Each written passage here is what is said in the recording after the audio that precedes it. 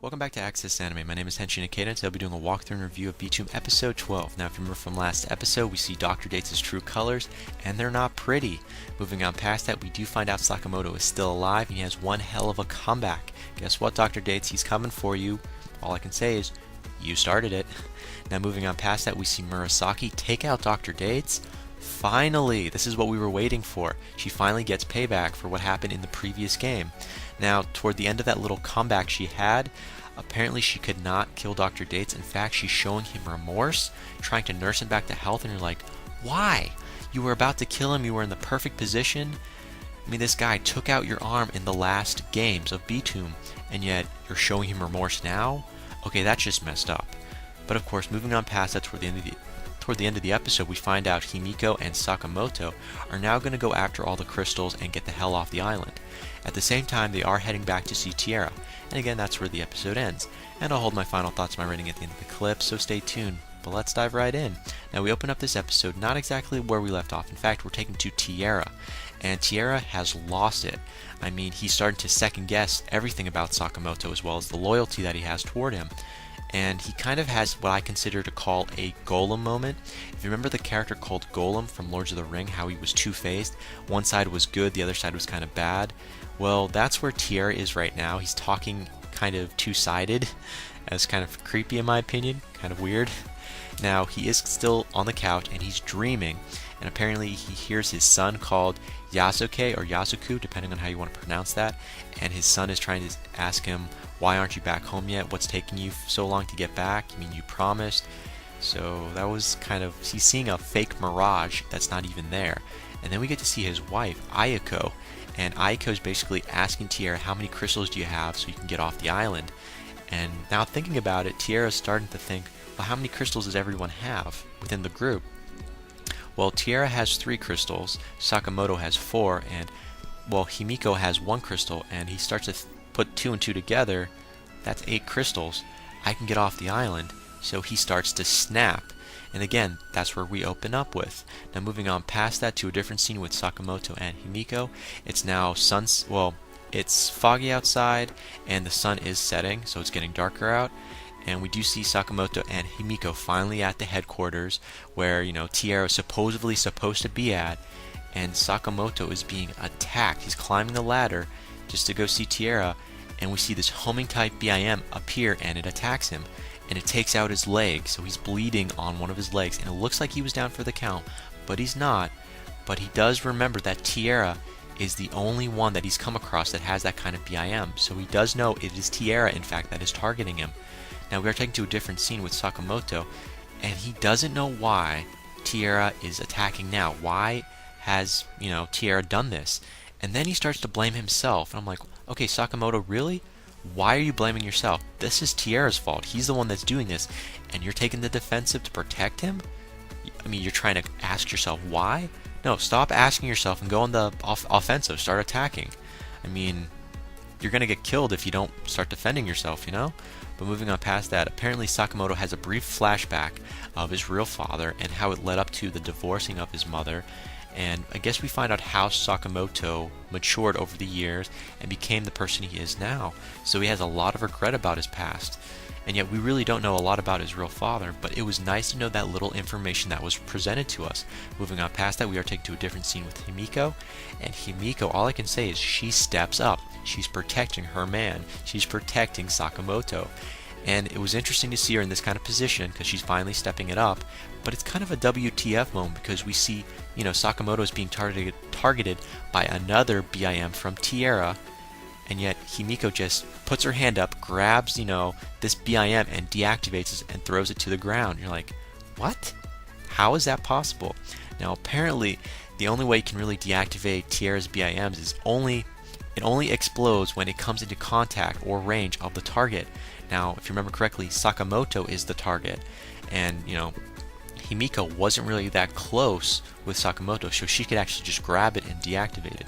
So it kind of makes sense in my opinion. Now moving on past that, we are taken to a different scene with Sakamoto, and all I can say is he's seeing Himiko for what she is, the girl from Btooom, the online game. So it finally clicks. This is the same Himiko that he met online and married.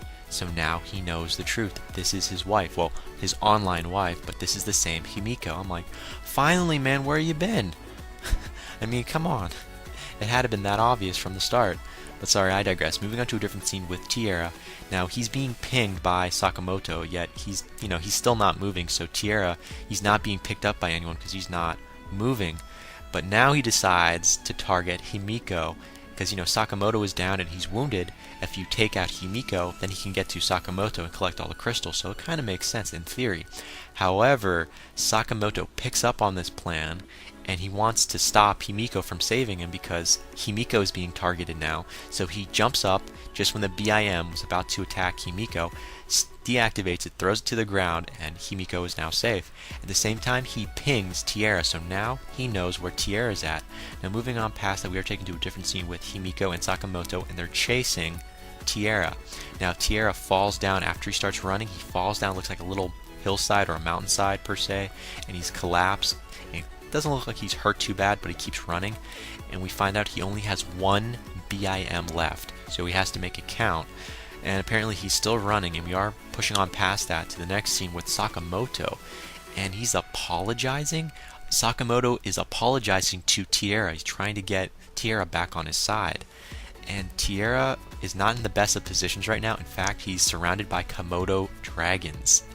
So he's kind of screwed in general. That's all I can say about that. Now, moving on past that, we are taken back to a different scene with Tiara in general, and he's surrounded by all these Komodo dragons, and he's made peace with himself as well as with what's happened, and he forgives Sakamoto as well as himself apparently, and he uses his last BIM to take himself out. So he did self-sacrifice. This was a suicide just because he couldn't get away from these Komodo dragons, and he felt like, that's it, I'm at the end of my ropes, I'm done. So he just took himself out. Now Sakamoto is sad, depressed, I don't know what else I could say, he's let down that he couldn't get to talk with Tiara one-on-one before Tiara did suicide. Of course, moving on past that, it's now nighttime, and we are taken to a different scene with Himiko and Sakamoto. We find out Himiko actually took Tiara's crystals before they found the corpse. She took the crystals from the body, and she's presenting them to Sakamoto in general. Now Sakamoto doesn't know really what to think right now, but she offers Sakamoto the crystals, and Sakamoto instantly says, no, I don't want to leave the island, I don't want to take the crystals. So this is kind of interesting. Now, what I don't understand was he could have left the island anytime he wanted as soon as she presented those crystals to him. But Sakamoto says no and turns Himiko down, and he tells Himiko, you're the same girl online that I married. You're the same Himiko. So that was the closure we were waiting for. And I was like, I can't believe we finally get to see it. And they kiss. It was all emotional, and it was there. I was in the moment, and they were kissing. And she gets down on the couch, and he's on top, and I thought it was going to go somewhere, and it was definitely there.